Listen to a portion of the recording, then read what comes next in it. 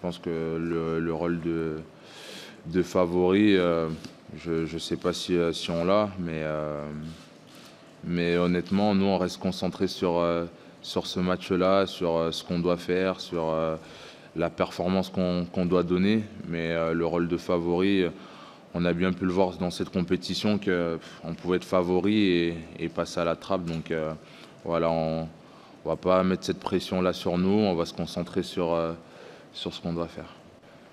C'est vrai que quand on sort de plusieurs matchs comme ça, où on a montré de belles choses, je pense que le coach a eu raison de nous prévenir, de nous dire que voilà, même si on a fait ça, il faut quand même redescendre sur terre et se dire qu'il y a encore d'autres matchs à venir. Et là, une finale très importante. On sait très bien que c'est un match, je pense, l'un des matchs les plus importants dans notre carrière. Et on peut pas passer, on peut pas passer à la trappe. On peut pas. Ça va peut-être se jouer sur des détails, mais on sait très bien qu'il faudra être sérieux, et jouer comme on a su le faire en équipe pour que ça passe. C'est vrai que Kylian, quand on lui parle de son âge, il n'aime pas. Pour l'embêter, on lui dit même qu'il a 15 ans des fois. Et là c'est pire, mais c'est quelqu'un de très mature, j'en ai rarement vu de mature. On peut parler de tout avec lui. On ne dirait pas qu'il a son âge. Et aussi, il a la tête sur les épaules.